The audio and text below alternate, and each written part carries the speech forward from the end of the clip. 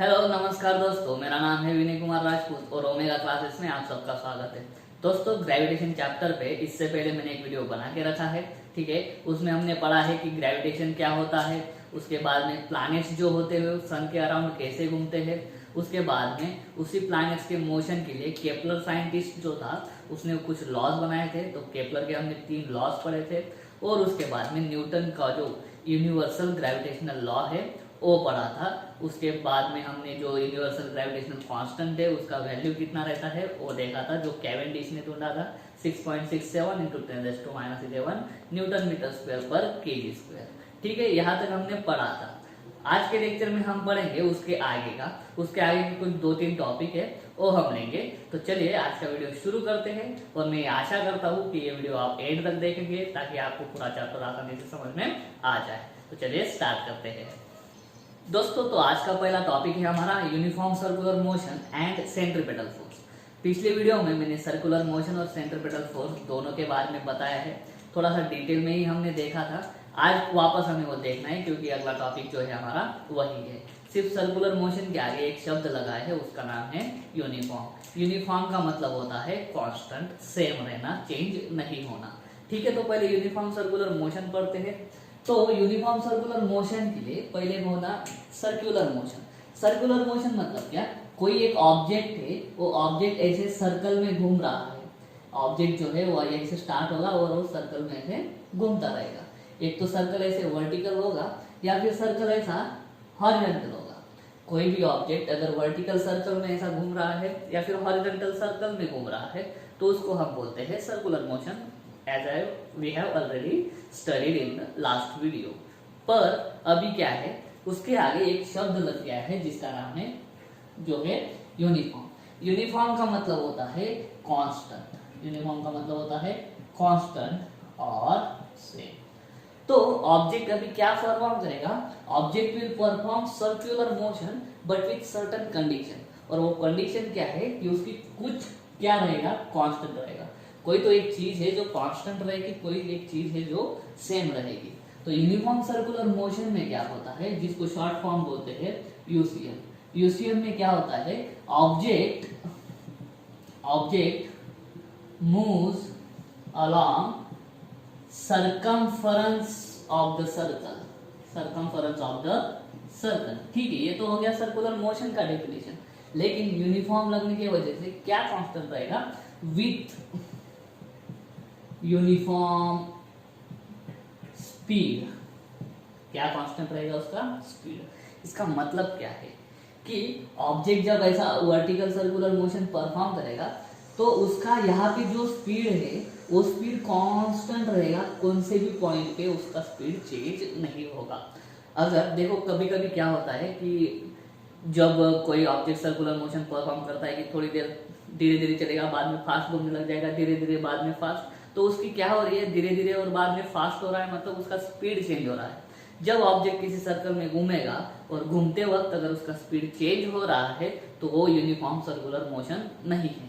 ठीक है, लेकिन अगर कोई ऑब्जेक्ट घूम रहा है और घूमते वक्त, सर्कल में घूमते वक्त उसका स्पीड कांस्टेंट रह रहा है तो उस ऑब्जेक्ट के उस मोशन को हम बोलेंगे uniform circular motion. For example, हमारे घड़ी के जो कांटे होते हैं, जो सेकंड हैंड होता है घड़ी का, वो देखो एक सर्कल उसको कंप्लीट करने में 60 सेकंड लगते हैं, दूसरा सर्कल वापस कंप्लीट करने में उसको कितने सेकंड लगते हैं, 60 सेकंड। मतलब हर एक सर्कल उसको कंप्लीट करने में 60 सेकंड लगते हैं। तो जो हमारा सेकंड हैंड है उसका जो मोशन है, सेकंड हैंड का जो टिप है, सेकंड हैंड का जो टिप है, उस टिप का जो मोशन है वो कैसा मोशन है, यूनिफॉर्म सर्कुलर मोशन। ठीक है, वैसे हम बहुत सारे एग्जांपल बता सकते हैं। जो अर्थ है हमारी, जो अर्थ है वो इस सन के अराउंड घूमती है। ये सन है और ये मान लेते हैं अर्थ। अर्थ घूमते वक्त एक सर्कल कंप्लीट करने के लिए उसको लगते हैं 365 डेज, और अगला सर्कल भी जब वो कंप्लीट करेगी, वो कितने दिन में कंप्लीट करेगी, 365 डेज। मतलब उसको हर एक सर्कल कंप्लीट करने में सेम टाइम लग रहा है। तो अर्थ कैसे घूम रही है, सर्कल में घूम रही है, मतलब अर्थ सर्कुलर मोशन परफॉर्म कर रही है और घूमते वक्त हर एक सर्कल वो हर एक सेम टाइम में कंप्लीट कर रही है। मतलब उसका क्या कांस्टेंट है, स्पीड कांस्टेंट है। और स्पीड कांस्टेंट होने की वजह से अर्थ का ये जो मोशन है, ये मोशन कौन सा मोशन हो जाएगा? यूनिफॉर्म सर्कुलर मोशन हो जाएगा। ठीक है, ये है डेफिनेशन यूनिफॉर्म सर्कुलर मोशन की। क्या है कि object moves along the circumference of the circle. Circumference मतलब ये जो रास्ता है, इसको क्या बोलते हैं? सर्कमफरेंस। मराठी में उसको बोलते हैं परिघ। ठीक है, तो ऑब्जेक्ट जो है वो सर्कमफरेंस पे घूमेगा, लेकिन घूमते वक्त उसका क्या कांस्टेंट रहेगा? घूमते वक्त उसका स्पीड कांस्टेंट रहेगा या स्पीड यूनिफॉर्म रहेगा। यूनिफॉर्म वर्ड की जगह पे आप कौन सा वर्ड यूज कर सकते हो? कांस्टेंट वर्ड भी यूज कर सकते हो। ठीक है, ये था हमारा यूनिफॉर्म सर्कुलर मोशन। और पिछले वीडियो में ही हमने पढ़ा था कि अगर हमें सर्कुलर मोशन परफॉर्म करवाना है, अगर हमें सर्कुलर मोशन परफॉर्म करवाना है तो एक फोर्स हमेशा नेसेसरी होता है, और वो फोर्स का नाम है सेंट्रीपेटल फोर्स। और क्यों होता है मैं थोड़ा शॉर्ट में बता देता हूँ, पिछली वीडियो में तो हमने पढ़ाई है। और अगर आपको सेंट्रीपेटल फोर्स और यूनिफॉर्म सर्कुलर मोशन एकदम डिटेल में पढ़ना है, बहुत ही अच्छे से पढ़ना है, तो मैंने सेंट्रीपेटल फोर्स और यूनिफॉर्म सर्कुलर मोशन के लिए अलग से वीडियोस बनाए हैं, 11वीं और 12वीं के लिए थोड़े, तो आप वो वीडियोस भी देख सकते हो। अगर आप चाहो तो मैं वो लिंक्स जो है वीडियोस की वो डिस्क्रिप्शन में डाल दूंगा। आपको सेंट्रीपेटल फोर्स और यूनिफॉर्म सर्कुलर मोशन के बारे में कोई भी दिक्कत नहीं रहेगी अगर आप वो 2 वीडियोस देख लेते हो तो मैं आपसे रिक्वेस्ट करता हूँ कि वो 2 वीडियोस भी आप जरूर देखना, आपको आसानी से ये चैप्टर समझ में आ जाएगा। ठीक है, तो अभी शॉर्ट में बताता हूँ कि ये क्या होता है, सेंट्रीपेटल फोर्स क्या होता है। तो हमने इनर्शिया पढ़ा है, न्यूटन का फर्स्ट लॉ जो है वो इनर्शिया का है। जब कोई ऑब्जेक्ट सर्कुलर मोशन परफॉर्म करता है तो ऑब्जेक्ट हर एक सेकंड पे, हर एक इंस्टेंट पे अपना डायरेक्शन चेंज करता है। अगर कोई ऑब्जेक्ट लीनियर मोशन परफॉर्म कर रहा है, ऐसा सीधा सीधा जा रहा है, तो ऑब्जेक्ट उसका डायरेक्शन चेंज नहीं कर रहा है। अगर ऑब्जेक्ट ऐसा जा रहा है, उसको उधर घुमाना है, तो आपको ऐसा फोर्स लगाना पड़ेगा ताकि ऐसा जाने वाला ऑब्जेक्ट बाद में कैसा जाने लगे? ऊपर जाने लगे। तो ये ऑब्जेक्ट ऐसा आ रहा था, आपने ऐसा फोर्स लगाया, ऐसा जाने वाला ऑब्जेक्ट ऐसा हो गया, मतलब फोर्स ने क्या किया? डायरेक्शन चेंज किया।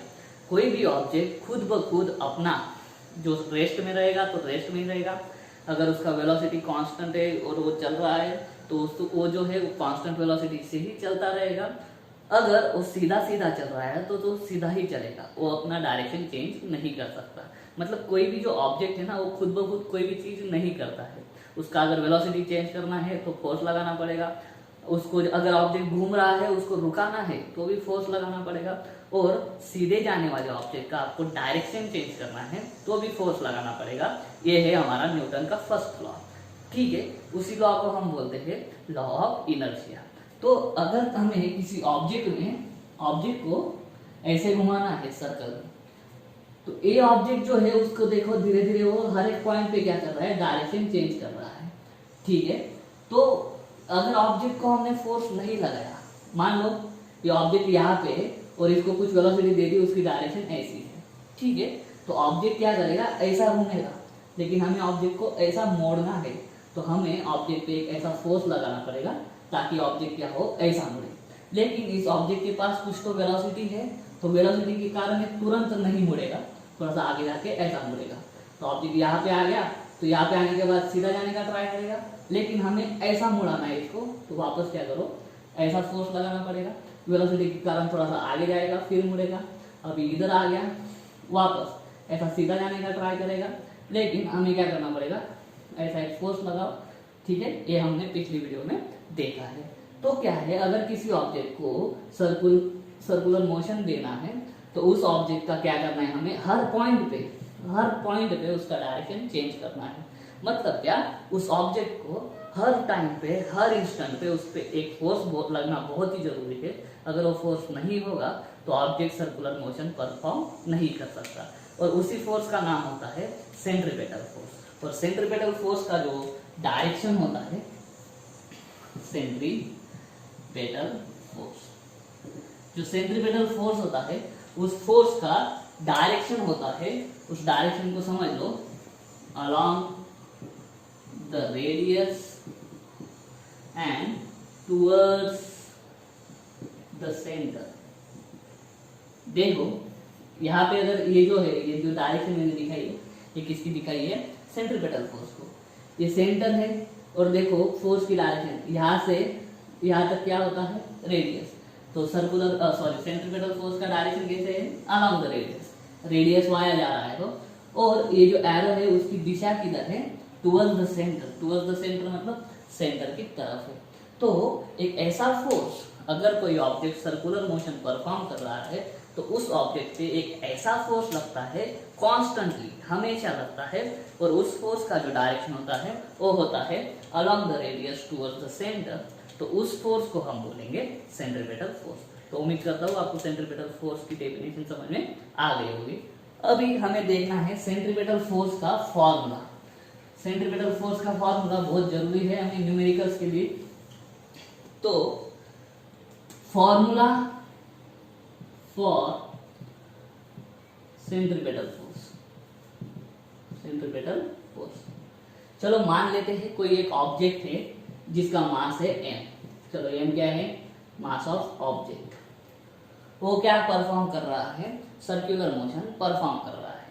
सर्कुलर मोशन परफॉर्म कर रहा है मतलब वो सर्कल में घूम रहा है। सर्कल में घूमते वक्त उसके पास कुछ ना कुछ वेलोसिटी होगा, उसके पास क्या होगा, कुछ ना कुछ वेलोसिटी। तो क्या, वेलोसिटी ऑफ ऑब्जेक्ट। और वो ऑब्जेक्ट जिस सर्कल में घूम रहा है उस सर्कल का कुछ ना कुछ रेडियस होगा, और रेडियस हम मान लेते हैं r, radius of the circle, radius of the circle. तो सेंट्रीपिटल फोर्स होता है जिसको डिनोट करते हैं एफसीपी से, या सिर्फ आप एफ से भी डिनोट कर सकते हो। कोई कोई बुक्स में एफसीपी दिया है, और एफसीपी मुझे अच्छा, मतलब जो एफसीपी है वो मेरे को जायज लगता है सेंट्रीपिटल फोर्स के लिए, तो आप एफ भी यूज कर सकते हो, ठीक है। तो उसका फॉर्मूला होता है mv²/r। ये फॉर्मूला कैसे आया, ये फॉर्मूला अगर आपको समझना हो तो आपको वो 2 वीडियोस देखने होंगे। जो सेंट्रीपिटल फोर्स का वीडियो है वो देखना होगा, ठीक है। तो ये फॉर्मूला हो जाता है किसके लिए, सेंट्रीपिटल फोर्स के लिए। m क्या है, mass of the object, v क्या है, velocity of the object, and r क्या है, रेडियस ऑफ द सर्कल। वो ऑब्जेक्ट जिस सर्कल में घूम रहा है उस सर्कल का कुछ ना कुछ रेडियस होगा। तो वो सारे वेरिएबल्स यूज करके हम सेंट्रीपिटल फोर्स का फॉर्मूला बना सकते हैं, और फॉर्मूला है centripetal force is equal to mv²/r। इसी तरह से अगर हम मान लेते हैं कि जो प्लैनेट्स क्या है, जो प्लैनेट से सन के अराउंड घूम रहे हैं उनका एक्चुअल में ऑर्बिट जो होता है वो इलिप्टिकल होता है। ऑर्बिट क्या होता है उनका, इलिप्टिकल।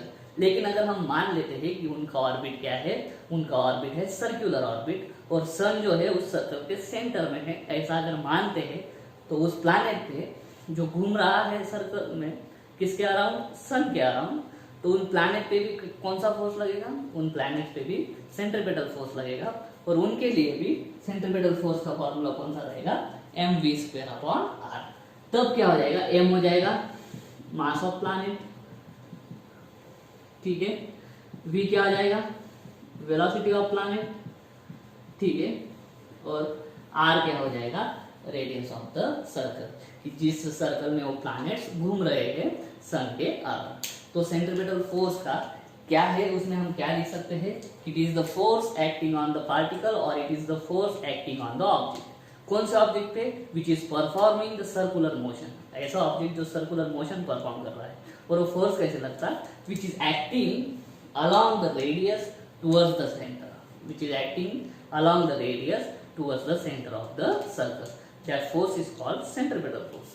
अभी फॉर्मूला क्या है सेंट्रीपिटल फोर्स का, if m is the mass of the object which is performing circular motion, v is the velocity of object, and r is the radius of the circle, जो जिस circle में वो object घूम रहा है। Then the formula for centripetal force is mv²/r, ठीक है। और यही फॉर्मूला हम किससे रिलेट कर सकते हैं, जो सन के अराउंड प्लैनेट्स घूमते हैं। m क्या हो जाएगा, मास ऑफ द प्लैनेट, v क्या हो जाएगा, वेलोसिटी ऑफ द प्लैनेट। तो mv²/r क्या हो गया, सेंट्रीपिटल फोर्स का फॉर्मूला हो गया। उम्मीद करता हूँ ये circular motion, uniform circular motion and centripetal force आपको समझ में आ गया होगा। अब दोस्तों सेंट्रीपिटल फोर्स का जो फॉर्मूला है उसको और हम आगे बढ़ाते हैं, उसमें क्या क्या कर सकते हैं। देखो जो सेंट्रीपिटल फोर्स का फॉर्मूला है वो क्या है, mv²/r, ठीक है, where m is the mass of the object, v is the velocity और r is the radius of the circle, ठीक है। हमें एक चीज मालूम है कि क्या जो वेलोसिटी होता है, वेलोसिटी क्या होता है, डिस्टेंस या डिस्प्लेसमेंट अपॉन टाइम होता है। ये फॉर्मूला हमें 8th स्टैंडर्ड से मालूम है, करेक्ट है। तो अभी देखो थोड़ा समझो, ये सर्कल में ऑब्जेक्ट घूम रहा है, जिस सर्कल का रेडियस है, जिस सर्कल का रेडियस है r, ठीक है। अगर ऑब्जेक्ट और ये जो ऑब्जेक्ट है, ये ऑब्जेक्ट कौन सा मोशन परफॉर्म कर रहा है, यूसीएम, ठीक है। तो यूनिफॉर्म सर्कुलर मोशन अगर कोई ऑब्जेक्ट परफॉर्म करता है, इस सर्कल के अराउंड ऑब्जेक्ट घूम रहा है, तो उसके लिए हम एक डेफिनेशन बनाते हैं। उस डेफिनेशन को बोलते हैं हम टाइम पीरियड। क्या बोलते हैं, टाइम पीरियड। टाइम पीरियड मतलब क्या, time required by the object, time required by the object किसके लिए, टू कंप्लीट वन रिवॉल्यूशन, ठीक है। ये जो ऑब्जेक्ट है, ये ऑब्जेक्ट इस सर्कल में 100 बार घूम रहा हो, लेकिन किसी भी एक रिवॉल्यूशन के लिए उसका स्पीड कांस्टेंट है, यूनिफॉर्म सर्कुलर मोशन है, मतलब स्पीड या वेलोसिटी कांस्टेंट है। घूम रहा है तो उसको हर सर्कल कंप्लीट करने में सेम टाइम लगेगा, वेलोसिटी सेम है। तो इस ऑब्जेक्ट को एक रिवॉल्यूशन कंप्लीट करने के लिए जो टाइम लगता है, उसको हम बोलते हैं टाइम पीरियड, और इस टाइम पीरियड को डिनोट करते हैं कैपिटल टी से, ठीक है। अभी वापस, distance covered in one revolution.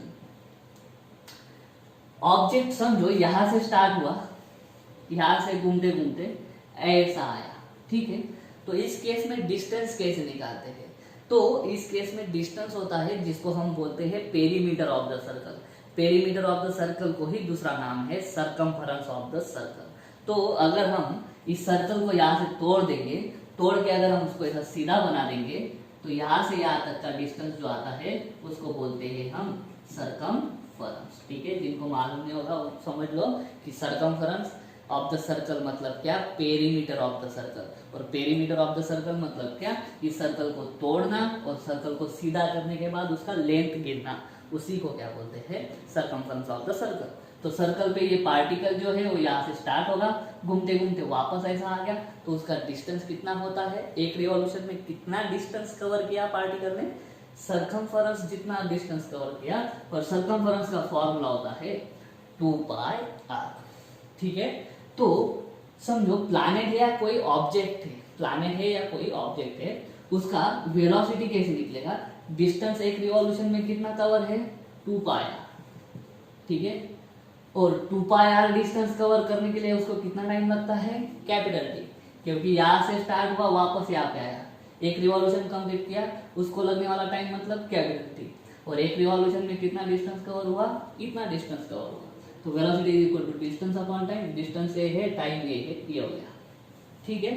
तो सेंट्रीपिटल फोर्स का फॉर्मूला कैसे बनेगा, mass as it is, v square मतलब क्या, 2πr अपॉन टी का स्क्वायर अपॉन r, ठीक है। तो देखो क्या आ जाएगा, F is equal to m, ये हो जाएगा 4 पाई का square pi square r square upon, ये हो जाएगा टी स्क्वायर, और ये हो जाएगा r, करेक्ट है। इसको वापस सॉल्व करेंगे तो ये r इस एक r को कट कर देगा, तो इसको लिखता हूं मैं 4m pi square r upon T square. उम्मीद करता हूँ यहाँ तक आपको समझ में आ गया होगा कि r से एक r क्या हो जाएगा, कट हो जाएगा।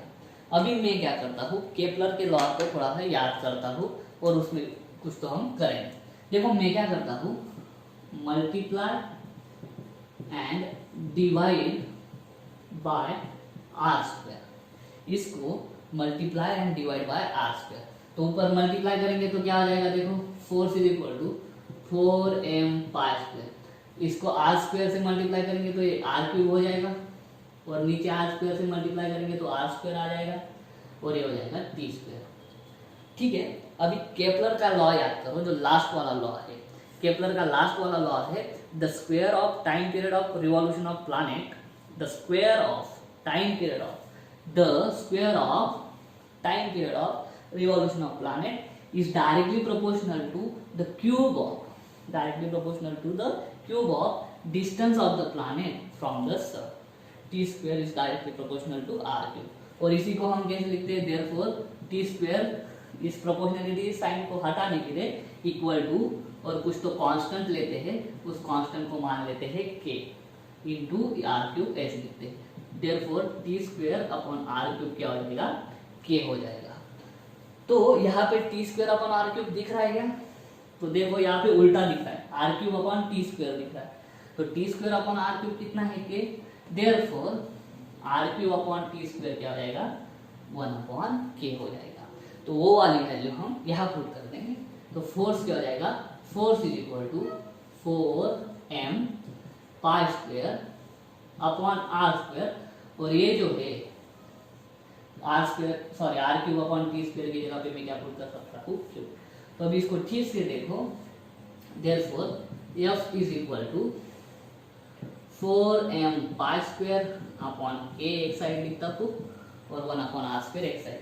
देखो 4 जो है m पाई स्क्वायर और k एक साइड लिखे, क्यों ऐसा, 4 कांस्टेंट है, mass of the object constant रहता है, पाई स्क्वायर ऐसे भी कांस्टेंट है, k क्या है, कांस्टेंट है, ठीक है, केपलर लॉ वाला कांस्टेंट है, इनटू 1 अपॉन आर स्क्वायर।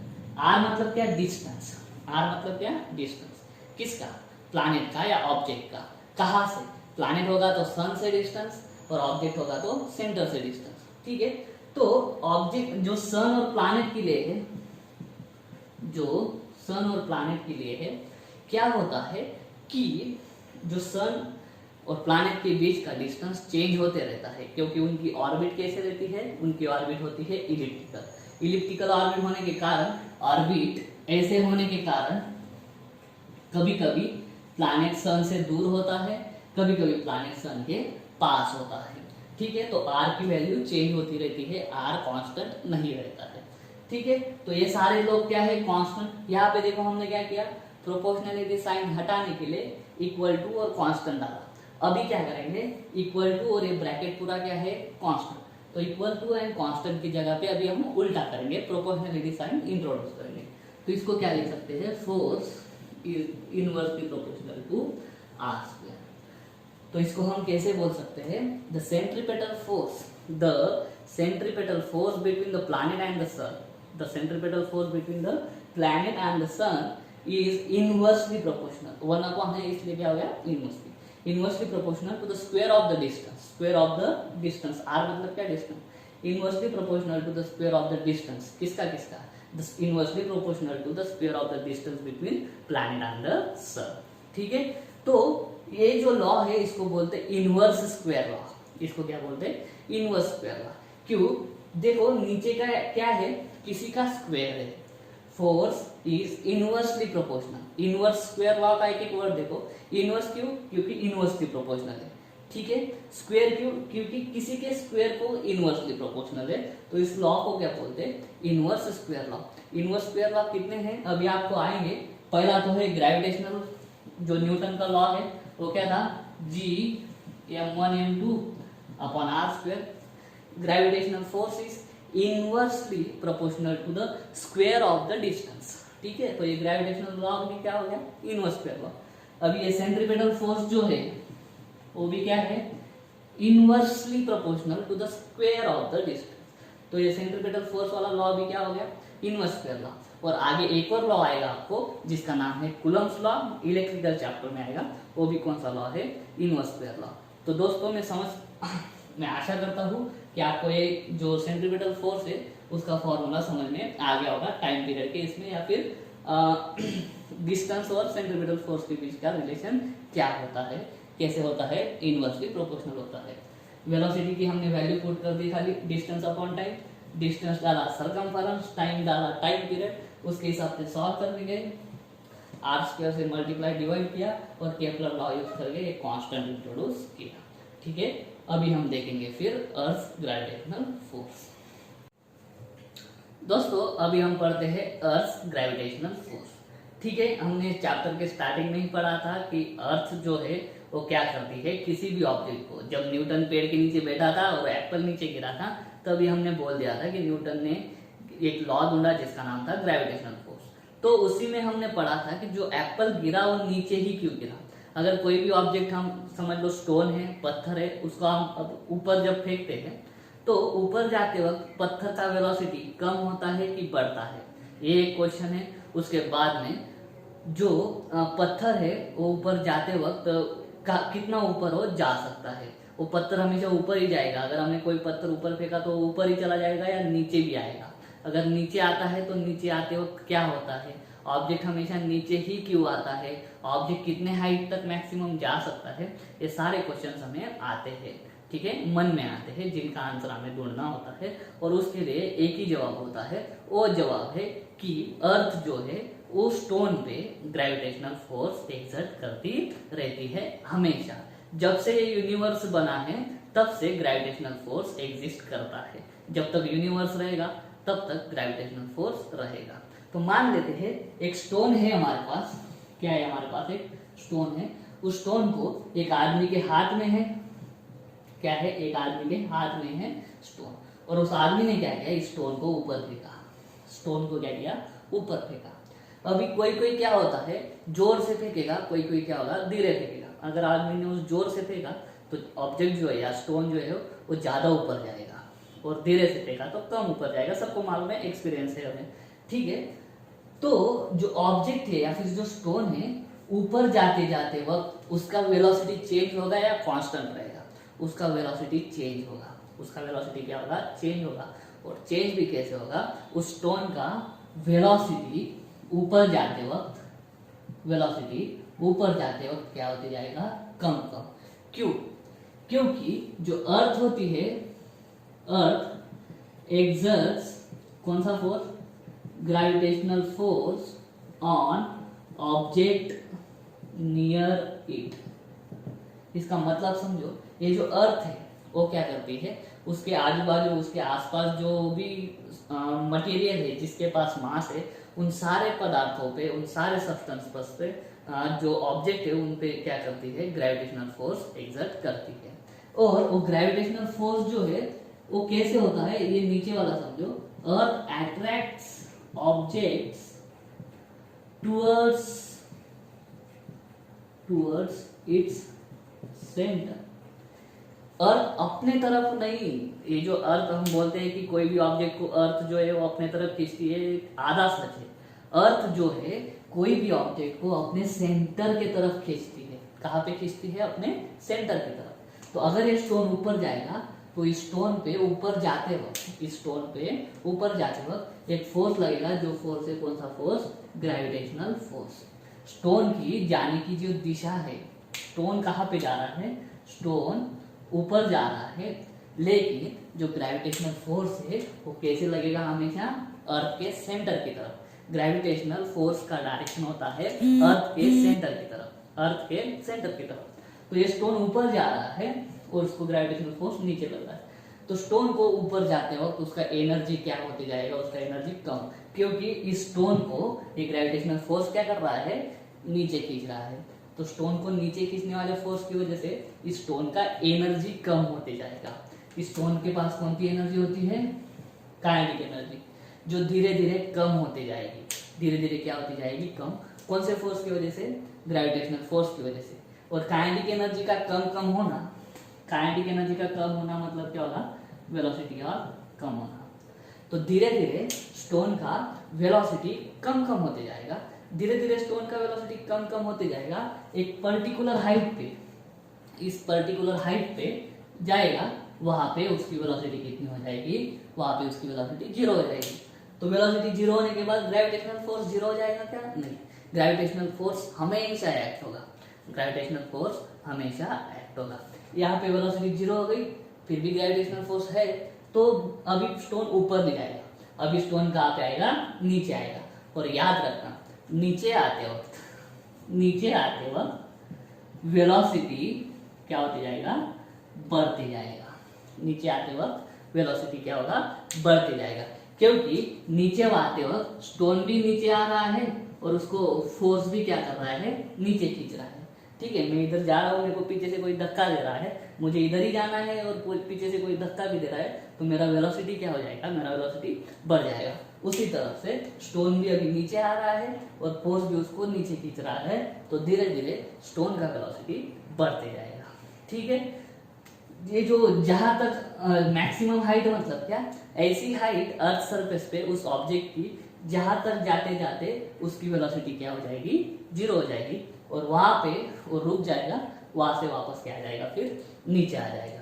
तो जो अर्थ है, वो अर्थ जो फोर्स एक्सर्ट करती है कोई भी ऑब्जेक्ट पे, उस फोर्स को हम क्या बोलेंगे, gravitational force due to earth. और उस ग्रेविटेशनल फोर्स की डायरेक्शन क्या होती है, हमेशा towards the centre of the earth होती है। तो इसकी वजह से स्टोन का जो वेलोसिटी ऊपर जाते जाते वक्त कम होते जाएगा, नीचे आते वक्त बढ़ते जाएगा। ठीक है, तो ये होता है gravitational force due to earth. दोस्तों, एक्सेलरेशन ड्यू टू ग्रेविटी हम अगले वीडियो में पढ़ेंगे। अगले वीडियो में हम पढ़ेंगे कि एक्सेलरेशन ड्यू टू ग्रेविटी क्या होता है, उस पर अलग अलग फैक्टर्स कैसे असर करते हैं। उम्मीद करता हूँ ये वीडियो आपको समझ में आ गया होगा। अगर ऐसा है तो वीडियो को लाइक करिए, वीडियो को शेयर करिए और मेरे चैनल को सब्सक्राइब जरूर कर देना। तो चलिए, मिलता हूँ मैं आपको अगले वीडियो में, तब तक के लिए जय हिंद।